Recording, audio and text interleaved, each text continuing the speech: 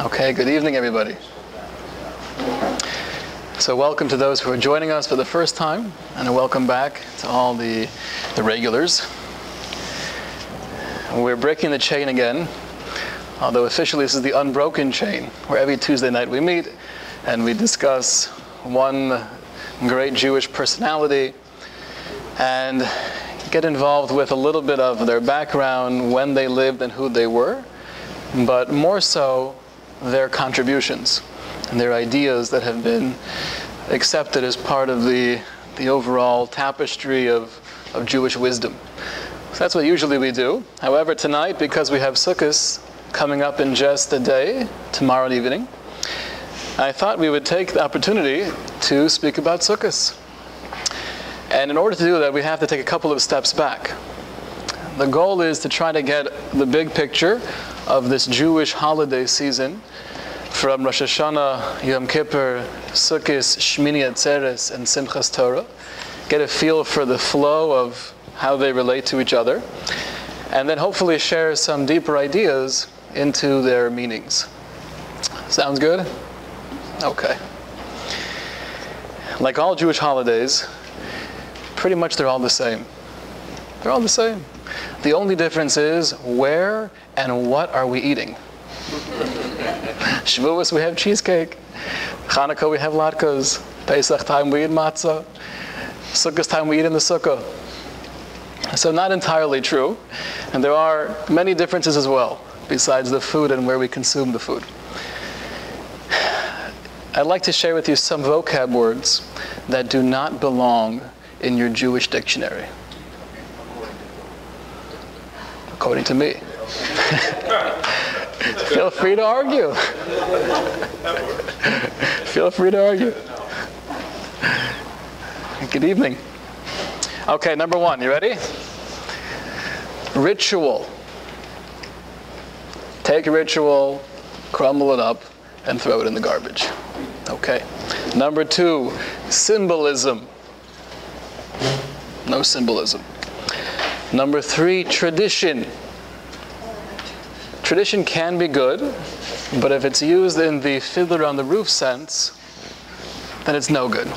Tradition in that sense means we have no idea why we're doing what we're doing, but we're doing it because everyone else does it. No. Number four, to take off the vocab word, the vocab list, is service. We're conducting a service. Get rid of it. Ceremony. We don't do ceremonies. To recite, we don't recite things. We say things with meaning. We try to do it in a real way. Recite has the connotation of we're davening, we're just saying the words. Here's a big one. Religion. Take religion off of your Jewish vocabulary list. What is the Hebrew word for religion? Anybody know? Any Israelis? What? Oh, very good. That's what's used in modern Hebrew. However, in biblical Hebrew, the idea of dat means more the code of laws. So the Torah is referred to Eish Das, the fiery code of laws. But it's not. There's no other religion that's called dat in Hebrew, in ancient Hebrew. So there's no word in biblical Hebrew that the Torah or the Tanakh uses to define other religions. So take religion, throw it in the garbage. The Jewish perspective is we're just searching for truth. The closer I can get to truth, the better I feel. Everyone has their perspective on what truth is, and we try our best to attain it. But there's truth, and there's a lack of truth. Religion is a man-made entity. And the last word, which is actually very fascinating, is obedience. Is there any place in the Torah where it says, if you will not be obedient to God, then you'll lose out? Good guess.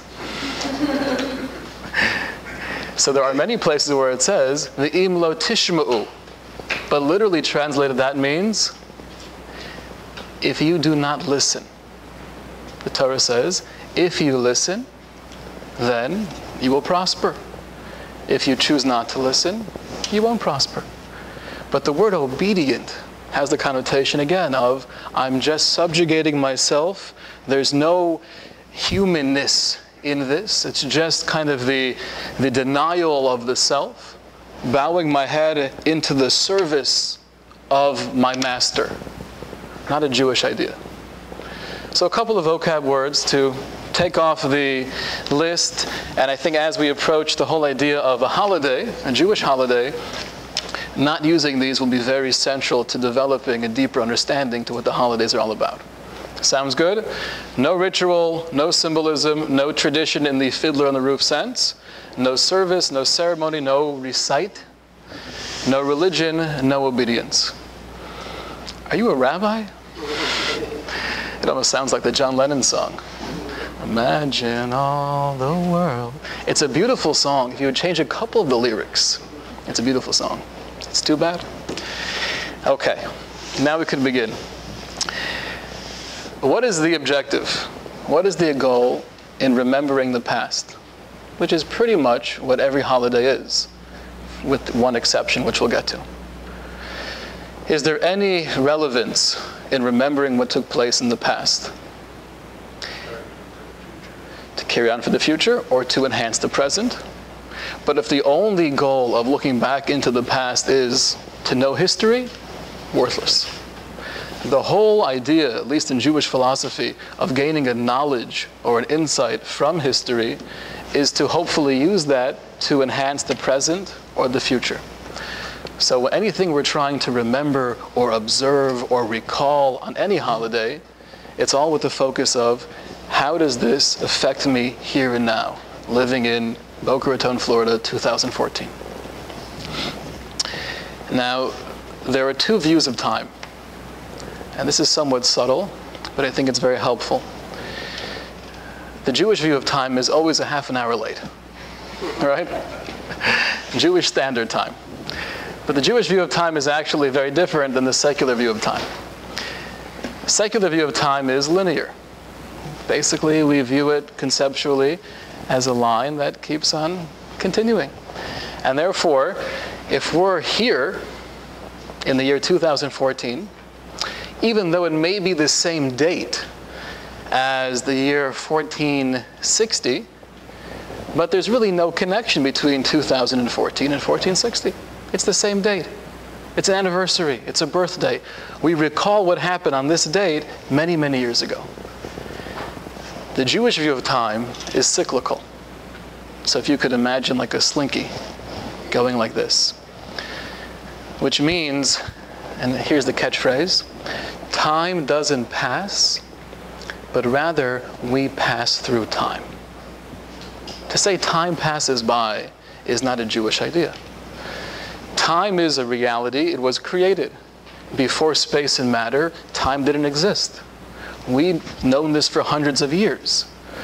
The academic world, the scientific world, really discovered this with Einstein and the theory of relativity. But time is a creation. Time is real. Time doesn't pass, we pass through time. So in practical terms, what that means is that as we're going back along this circle, or the cycle of the year, when we get back into this date, it's not just remembering what took place thousands of years ago on this same time, but rather you're going back into the exact same energy that existed 400 years ago, that existed 3,000 years ago. To make it more clear, every holiday has a way of referring to it. Pesach is called Zman Cheruseinu. Passover is the time of our freedom. It makes sense. We're celebrating liberation from Egypt.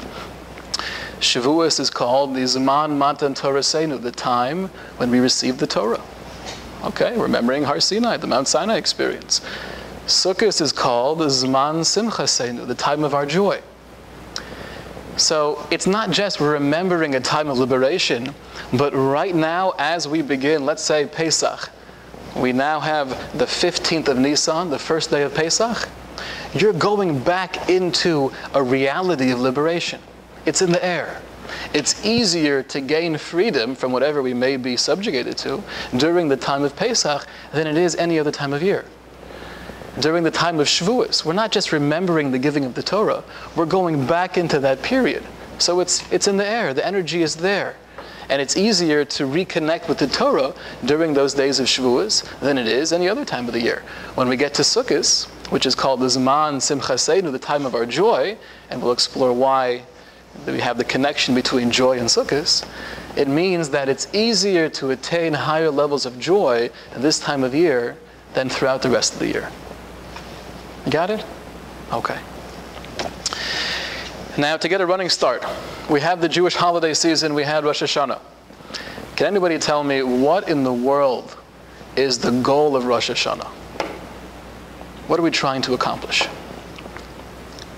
Getting closer to God and to have things written in the book for the upcoming year. Well said. Getting closer to God and having things written in the book for the upcoming year. So we just celebrated what year? 5,775. Now that's from what time? What is that counting from? That's 5,000 years, 775 years from? The day man was created. Very good. The day man was created, which was really day 6 of creation. We're not getting into the first 6 days. That's too complicated. We have a whole series on that. So that's celebrating the day that humankind was created. And we also know, based on many sources, that Rosh Hashanah is a Yom Hadin, a day of evaluation, a day where things are actually determined for the upcoming year. Why does God need a day to judge us? God's fully aware of what we're doing 365 days of the year, every moment. Why is there a need to have one day where, okay, let me see how you're doing. Come over here. Who are you again? 1 second. Okay, Bonnie. Yeah, I do see there were some issues this year. All right. Why does God need that? Any suggestions?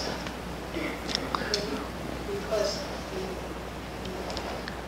separates the good and the bad, or puts them all together, what's good, what's bad. But why does God need a day to focus on you or to focus on the world? He doesn't. Oh, I'll give you a clue. Whenever I ask you the question, in any discussion, on any mitzvah, any holiday, any topic, why does God need something? The answer is always, he doesn't. Right? God needs absolutely nothing. Everything we have in the Torah is for one clear and concise purpose, which is, it's somehow here to help us grow, to help us connect with other people, and ultimately to help us connect with the creator of the universe. So now the question, when you turn it around, is how does Rosh Hashanah help us grow? Why do we need a day of evaluation? Reflection. Exactly.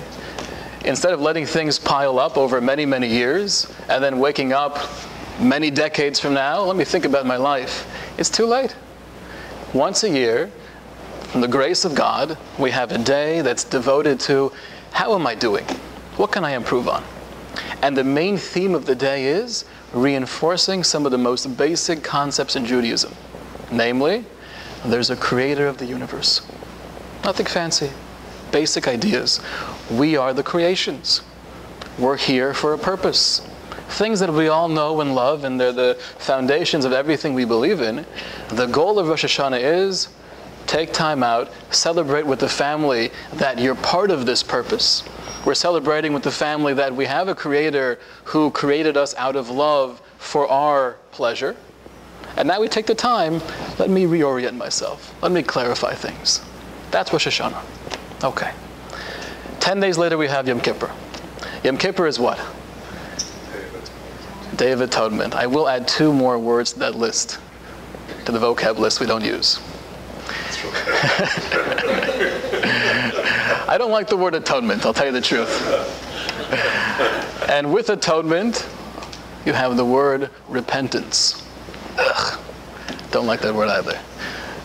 I like to say the day of forgiveness. It feels more real. It's more organic. Now, why is Yom Kippur, which really is the 10th of the Jewish month of Tishrei, why is that the day of forgiveness? What happened historically on that day that created the energy, that created that wave in time, that now throughout all future generations, there's an energy in the air of forgiveness? What took place? The golden calf. You go back into the desert, 1313-ish BCE. Moshe's away for 40 days and the people are getting restless. We don't know what to do. They build a golden calf, and we've spoke about this before. It wasn't really a replacement for God, it was a replacement for Moshe. He comes down, he breaks the tablets. That was the 17th of the month of Tammuz. He goes back up for another 40 days, and he's immersed in prayer and trying to gain forgiveness for the Jewish people. And then he goes back up for a third time. Goes back up on the Rosh Chodesh Elul, the first of the month of Elul. He's there for 40 days. When he finally does gain forgiveness for the Jewish people, that day is the 10th of Tishrei, which is Yom Kippur. So it was that moment in time that infused into the essence of what we call cyclical time, that energy of forgiveness. And therefore, for all time to come, that's a day of forgiveness. Beautiful. Now here's a basic question. If Rosh Hashanah is the day of evaluation and determining what's going to happen in the next year, you would think it would make more sense to have Yom Kippur come before Rosh Hashanah. Let me first get forgiven, let me get a clean slate, and then I'll stand before the Almighty Judge, and it'll turn out a lot better. Why would Rosh Hashanah come first? Because you have to know what to ask forgiveness for. Beautiful. I'll give you an example. When one child hits his sibling, and you say, Abraham, say sorry. Sorry! It's almost better they didn't say sorry. Or sometimes what they'll do now, at least my kids, I don't know where they got this from, when you say please, they won't say the whole word. Please. You left out the L. Right? Or say thank you. Thank you. That's a new thing. I'm not going to fully give in to you. If you want me to say sorry, fine, sorry. But that's worthless, because you don't know what you're sorry for. So to have Yom Kippur before Rosh Hashanah, I'm sorry for all my mistakes. But you don't have clarity on what life is about, on who the creator of the universe is, and what our purpose in this world is. So therefore, Rosh Hashanah, which is actually referred to in rabbinic literature as the light, that's the day we just clarify. Get that vision focused. Okay, I know what I'm doing here. I know what the world's about. Once I have that under my belt, then, wow, if this is the whole purpose of life, and I've been making these decisions that are really leading me in a different direction, I don't want to be here.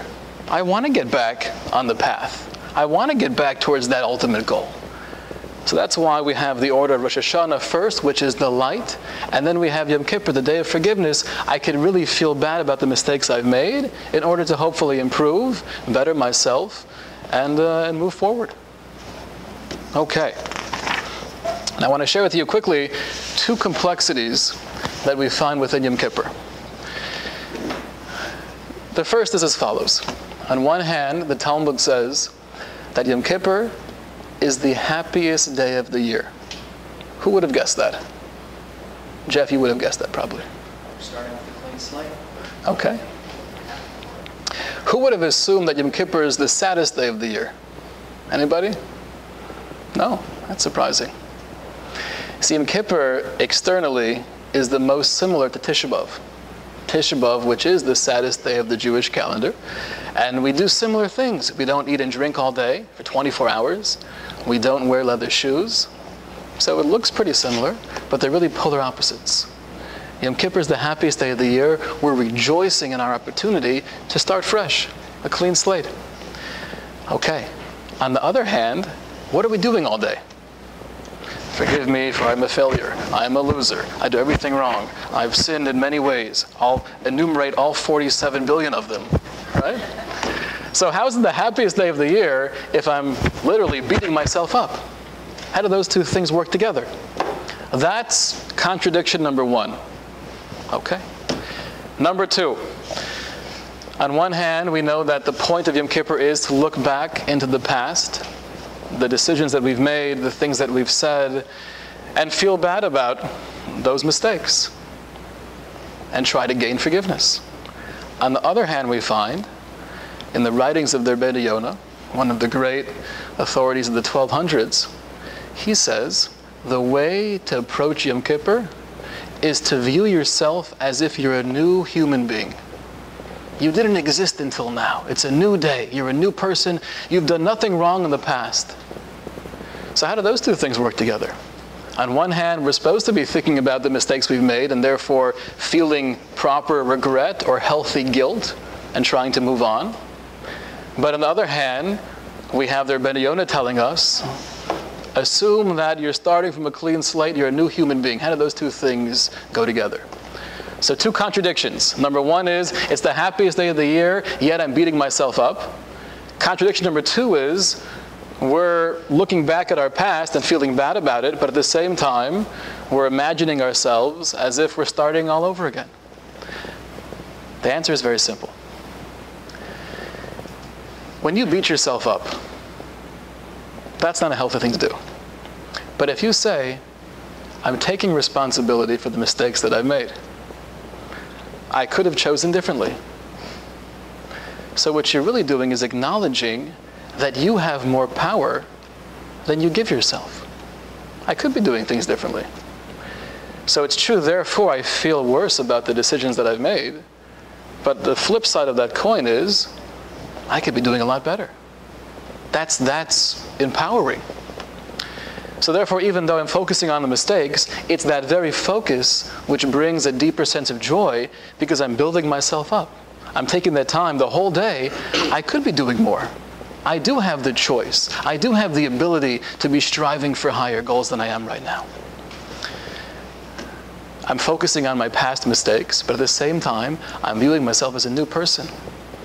That's based on the idea that I'm not going to define myself in the present based on the choices I've made in the past. Now, we actually spoke about this on Yom Kippur itself, so forgive me, Mr. Markman, if this is a repeat for you. But I think it's worthwhile repeating. Oftentimes, we say, I'm not a morning person. I can't get up in the morning. It's beyond me. I'm not emotional. I can't really express my feelings. I'm not on time. I can never get there on time. What those words mean, they really are saying, I have no control of this. This is who I am. Okay? If you would rather say, in the past I've chosen not to get there on time. In the past I've chosen not to be more emotional.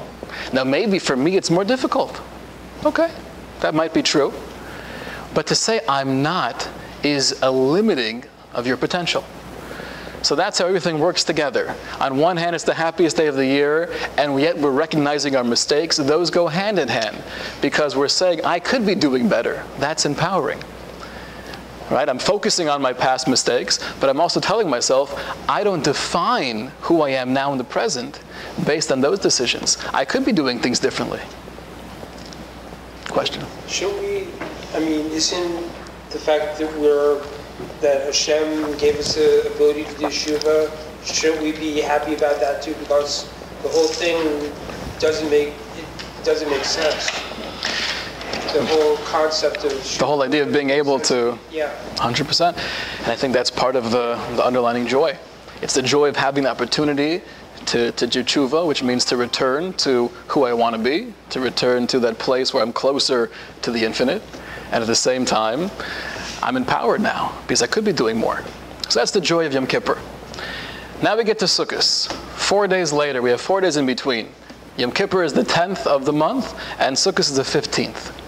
So I want to read you from the Torah, the original source of the mitzvah of Sukkot, and then we'll try to analyze it together. The Torah says as follows. Hashem spoke to Moshe saying, speak to the children of Israel and tell them, on the 15th day of this month is the holiday of Sukkot, a 7-day period devoted to Hashem. On the first day is a sacred gathering. You should refrain from all creative activity. Right, so we know that Sukkot is 7 days altogether. The first day is a sacred gathering, meaning it's pretty much the same thing as Shabbos, where we refrain from creative activity. An eternal decree for your generations. How long does this last for? Is it only during the 40 years in the desert? Is it only during your time in Jerusalem? It's eternal, it's forever. It's even in the year 2014. You should live in sukkos, which will translate as booths or huts. Why? This is a rare time in the Torah where we'll actually explain the reason behind a mitzvah. We have many mitzvahs, and my definition of a mitzvah is, what's the best definition? So we don't like suggestion. They're much more than suggestions. We don't like opportunities. Opportunities, that could mean you could choose to do it, choose not to do it. It's much more than that. But we're not a fan of the word commandment either. Because commandment has that feeling of it's superimposed. Right? It's not really part of who you are. And therefore, I think the best translation for mitzvah is instruction. We're given here the mitzvah, the instruction to live in these huts and these sukkahs.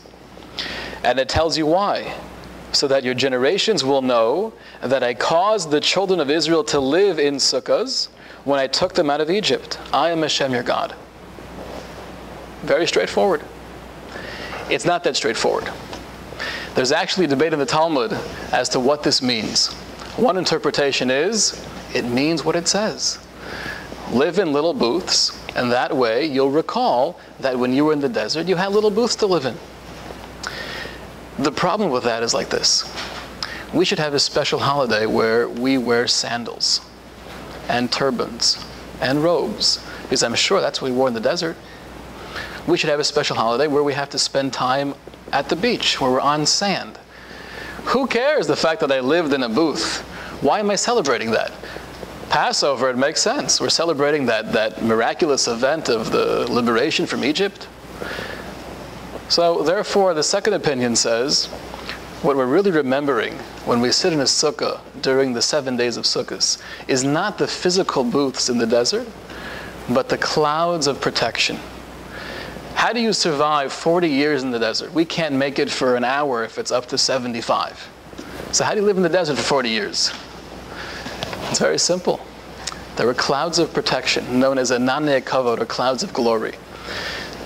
Some kind of system that God created to hopefully shield us from the elements, not too hot, not too cold. Everyone in their tent could set their thermostat to whatever was comfortable. And that was what we had. So therefore, the other opinion is, the goal of living in sukkahs throughout these 7 days of the holiday of sukkahs is not just to remember the physical booths, but to remember the protection we had in the desert for 40 years. Sounds good? So we did establish, though, in the beginning, that any holiday or any mitzvah that we have, where the object is to remember the past, we always have the question of, why? Are we living in clouds of glory nowadays? Do we have those protective clouds around us? I don't see them. They haven't been here for thousands of years. So what's the point of remembering that holiday if it's no longer directly relevant to where we are now? So I want to share with you a brief history of the Jewish people. And I think by getting a broader view, we'll see how those clouds of glory have really been with us for 3,000 years. Go back to the year 1313 BCE. And that's when the Jewish people, led by Joshua, by the way, Joshua is our next personality. Right? So next Tuesday we have our get-together in the Sukkah, but hopefully the following Tuesday we're going to start Joshua, who he was and some of his contributions. So Joshua leads the Jewish people into Israel in 1300 BCE. And they're there for almost 400 years, and finally, during the times of King David, they build the first temple. And then during the times of his son, King Solomon, it's thriving, and they're in control of the whole area. Wealth, power, prestige. People respect King Solomon. They write him letters with questions from across the known world. All is well in the kingdom. King Solomon dies, and things begin to unravel. Eventually, they split. You have the northern kingdom and the southern kingdom. According to historians, at 586 BCE, the first temple is destroyed by the Babylonians. The Jews go into exile for 70 years. During that 70-year period, we have the story of Purim. we find ourselves in the land of what was known as Persia. And King Achashverosh and Haman together plot to kill the Jews. And that's the miracle of Purim. We're saved from that. We're able to return to our land, and we build the second temple. That lasts for about 410 years. Turbulent times during the Second Temple period.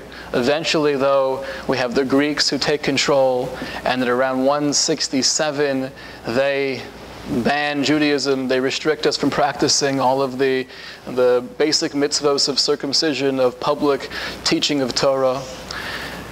However, in 164 BCE, led by Matisyahu and Yehuda Maccabee, who were able, again, through miracles, to somehow come back and kick them out of our land, at least that area of Jerusalem, and get back the temple. We didn't stay secure for too long. The Romans come into play, and they become the world power after the Greeks, and eventually they destroy the second temple in 70 CE. We go into exile again. We find a safe haven in Beitar, and there we feel, okay, this could be a glimpse of hope. However, in 135, that's destroyed by the Romans, and that leads to massive destruction. 500,000 Jews are killed. You have 470 CE with the king of Persia planning on exterminating the entire Jewish population. Then you have the Crusades period from the end of the 1000s until the 1300s, the mid-1300s, where the Catholic Church is really, their main goal is to destroy the Jews.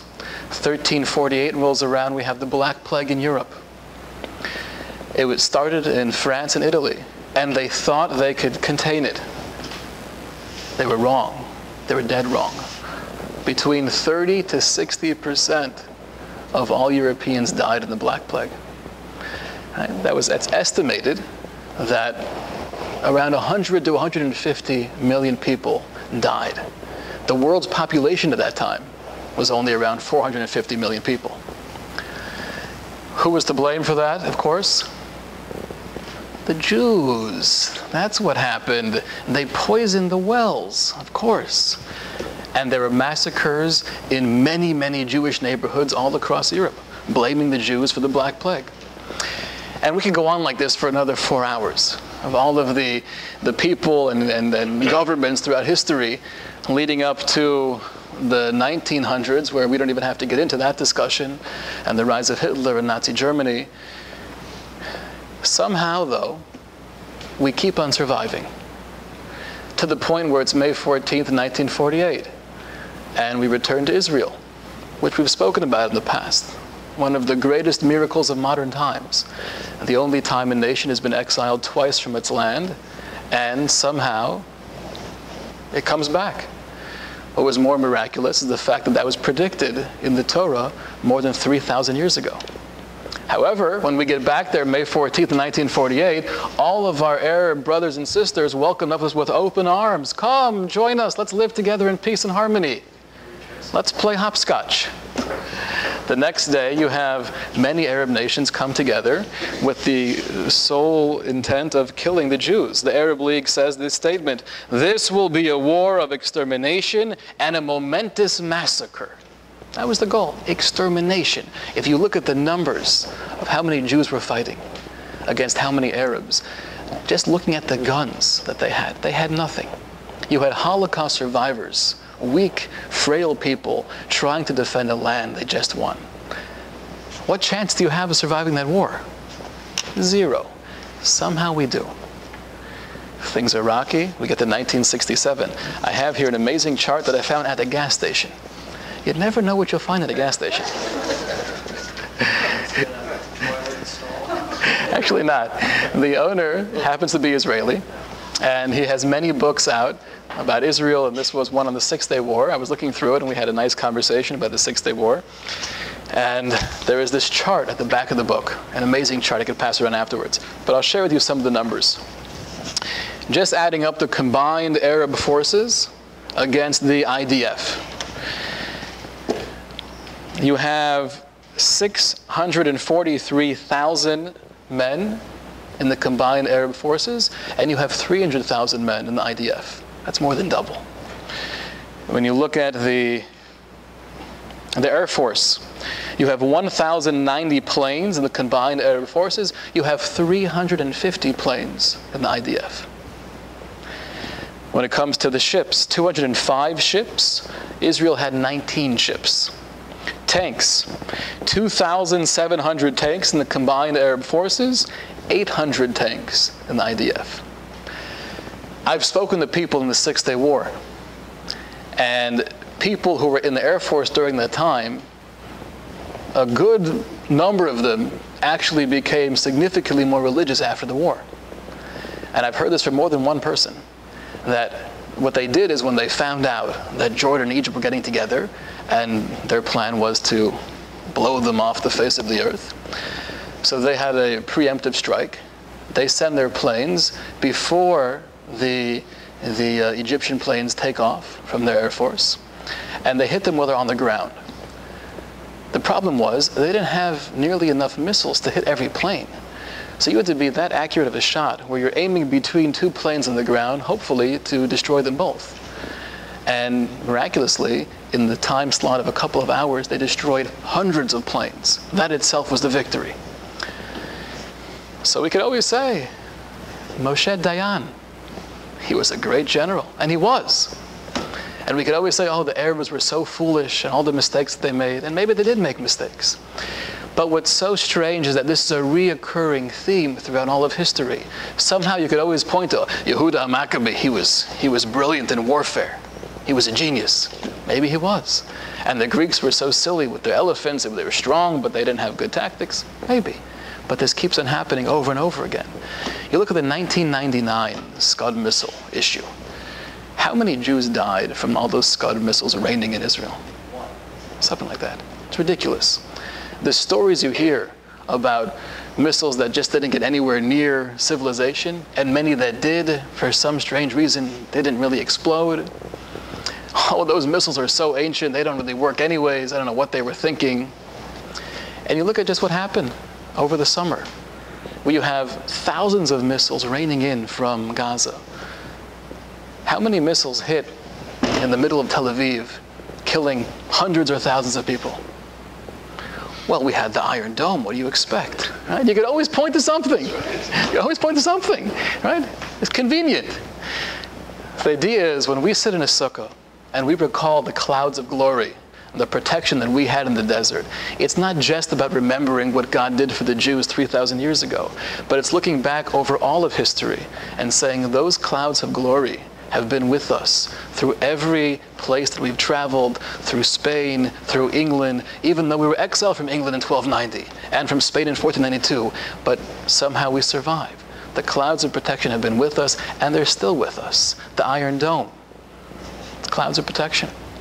So that's the goal of Sukkot. We're sitting in the Sukkah not just to commemorate what took place, but to reinforce our belief that God has been with the Jews for thousands of years, and He continues to be with us. Sounds good? Okay, now what I'd like to do is get to Shmini Atzeres. You know what, one more thing. We have it on the board already, might as well show it to you. Let me bring this over. You can see it from here, right? Okay. The video's not going to get this, I feel bad. Any experts in gematria? You know what gematria is? That's the numeric value. Right? Every letter in Hebrew has a numeric value. So here we have the word sukkah. Samech, vav, chaf, hey. That's how sukkah is spelled. Now, if the goal of sukkah, like we've mentioned, is to really see God's hand throughout history, you should probably find that at least alluded to somewhere in the word itself. And you look closely, the two middle letters, Chaf and Vav. Chaf has the value of 20. Vav has the value of 6.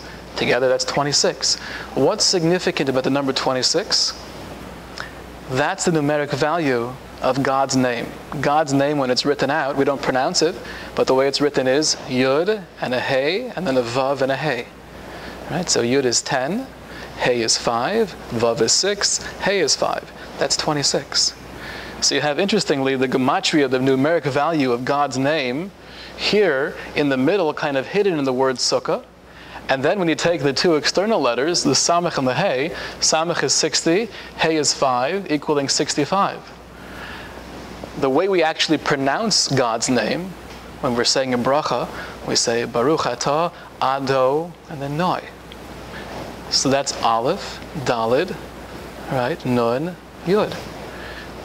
If you make the equation, Aleph, Dalid, Nun, Yud equals 65. So it's interesting, in a sense, God's name is hidden in the very word sukkah. The essence of God's name, the way it's written, is right here, and then you have the pronouncing of God's name, 65 on the outside. Interesting. Gematria in general can be tricky. Because if you're brilliant and you're creative, you could think of all sorts of things. But there's certain gematrias that I feel are very significant. Here's a good one. This is a word, harayon. What does harayon mean? Conceive. Right, it's used in the book of Ruth. Hey, Resh, Yud, Vav, Nun. Now, Hey is 5, Resh is 200, Yud is 10, Vav is 6, Nun is 50. Together, that's 271. The Talmud says that the reason it's written in this way, to create the numeric value of 271, is to allude to how many days there are in a pregnancy. Now, it was hard to fully understand this until recently. Because until recently, you would speak to any doctor, right? 37 weeks, up until a couple years ago, was viewed as full term. Was that correct? 37 weeks is 7 times 37. That's 259. Doesn't quite get you there. Recently, what I've seen is that they say now 39 weeks is really full term. Would you agree with that? 39 weeks, interestingly, 7 times 39, 273. So science is only 2 days off. Only 2 days off what the Talmud had in mind 1,800 years ago. So gematria is an interesting world to get into sometimes. Okay, so that's Sukkot. I'll share with you now. We go to Shmini Atzeres. The Torah says, because Sukkot is 7 days, on the 8th day, there's a separate holiday known as Shmini Atzeres. Have you heard of that before? You have. Educated people. I've met many Jews who say, Shmini, what? Never heard of Shmini Atzeres before. My brother's wife, my sister-in-law, her mother has a phrase that she would say all the time that she got from her mother when she was referring to some far-off date. It's a year past Shmini Atzeres, which is her way of saying, I have no idea what Shmini Atzeres is, and it's a year after that, right? Okay, but you're more educated than that. So what took place historically on Shmini Atzeres? Absolutely nothing. There is nothing that happened in the Jewish calendar on Shmini Atzeres. Midrashic literature tells us that it's almost as if you have the president and he has this massive party for all of Washington, D.C. They all come and they celebrate together and make fun of Obamacare and other things and have a good time. And then, at the end of the party, everyone goes home, but the president says, you know what? Just my close family and friends. I want you to stay with me one more day so we can have a private party together. So the Midrash says that's what Shmini Atzeres is. We have 7 days of Sukkot where it's really a very universal focus. If you look at the prayers during Sukkot, it's all about the world and the prayer for the recognition of God amongst all people, very much looking outwards. Shmini Atzeres is a special time that we have with the Creator of the universe. That's why it's so special, because we're not remembering anything that took place. It's just about a celebration of the present. We're rejoicing in our relationship with you. That's Shmini Atzeres. And therefore it's significant that we don't have any special mitzvos on Shmini Atzeres. Sukkot, we have all the props. We have the sukkah that we live in and we eat in. We have the lulav and esrog that we take on Sukkot for 7 days. Shmini Atzeres, no longer a need for a sukkah, no longer a need for lulav and esrog. Just celebrating our relationship with the Creator of the universe. That's why Sukkot in general, and Shmini Atzeres in particular, that's Zman Simchas. That's the time of our joy. That's the greatest joy we could possibly achieve in life, is a recognition that we're not alone. If you have that, everything else works out. So no matter what's happening in life, no matter the hardships that I'm facing right now, I know I'm not alone. I know there's a creator of the universe that's here for the entire Jewish people, and that we reflect upon in the Sukkah, and that's why we're still around today. And at the same time, he's part and parcel of my life. That's the source of the greatest joy. That's why Sukkah says, Zman Simchaseinu. I'll share with you an amazing little bit of history here. This is Rabbi Kalodimus Kalmish Shapiro, Stephen's favorite, known as the Eish Kodesh. He was a very well-known Hasidic leader in pre-war Europe, very influential. And in his biography, it speaks about his last couple of weeks here on planet Earth. This was in Warsaw in 1940. Where the Nazis come in, and his son is hit with shrapnel in serious condition. His daughter-in-law, the day later, is standing outside the entrance of the hospital waiting to check on her husband, and she's hit by a bomb and she's killed on the spot, along with his aunt, who was really kind of the one taking care of the family. And you have this man who's been this wonderful Hasidic leader, and now he's faced with such tragedy, and he knows that the Nazis are here in Warsaw. His time is limited. So there were a couple of survivors that were together with him during his last Simchas Torah. And here's from an eyewitness. He says, during this time together, there were less than 1 million of broken and shattered Jews. Less than 10 men together. Reduced to nothing. Suddenly, the Rebbe, referring to Rabbi Shapiro, he stood up and began to sing Eishes Chayil in the traditional Karlin melody with great enthusiasm and fiery Dveikus. Dveikus is a sense of connection with the infinite, as he had done during Simchas Torah festivities in previous years. For more than an hour he continued to sing, revealing a great yearning for higher levels of spirituality. It was as if he was the only one in the room, completely removed from the world. Hot tears were streaming down from his eyes like rivers of water, while the sound of his voice caused hearts to tremble. Who would have believed that here was a man in the midst of mourning his only son, where the blood of tens of thousands of Jews was spilled in the streets like water, but he was singing in honor of the Torah which is eternal? Surely the nation to which the Torah was given is an eternal nation. Slowly the feeling of gloom and despair began to subside. We became oblivious to our surroundings, to the Nazi Satan running wild in the streets, to the exploding bombs, to the brutally murdered. We were floating in another world entirely. The Rebbe's singing grew stronger and louder, and we were all swept up by his fervor. It was as if everything was ascending to heaven along with the flame that had burst forth from his heart. Every one of us felt how the innocent dove, the Jewish people, a woman of valor, the crown of her husband, was spending a private moment with her husband, the King of the universe, on this special Simchas Torah. Even in the midst of this bitter, Hester Panim means the hidden face of God, we heard his voice calling to us from amidst the darkness. Amidst the clouds and the fog, we heard this feeling of, come, let us rejoice together. You read a story like this, and here you have people who know their end is coming very soon, and you've lost your entire family that's close to you. But somehow you're able to get into the spirit of Simchas Torah.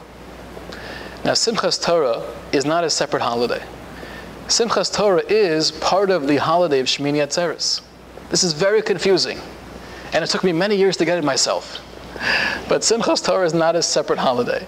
In Israel, for example, Shmini Atzeres is only one day, and therefore they celebrate Simchas Torah on that one day of Shmini Atzeres. Here outside of Israel, we have 2 days of Shmini Atzeres. So the second day, we have the celebration of Simchas Torah. That just means that we've chosen to conclude the Torah. We read a parsha a week, and therefore read the entire Torah once a year, concluding on the second day of Shmini Atzeres, which we call Simchas Torah. To have the ability to put everything aside, the bombs that are exploding, the people that are dying, and just transcend all of it, shows you the power of the Jewish neshama, the strength of the Jewish soul. There's that connection that's so deep, that's so real. It goes above and beyond anything. I think that's why they chose the holiday of Shmini Atzeres to celebrate the Torah.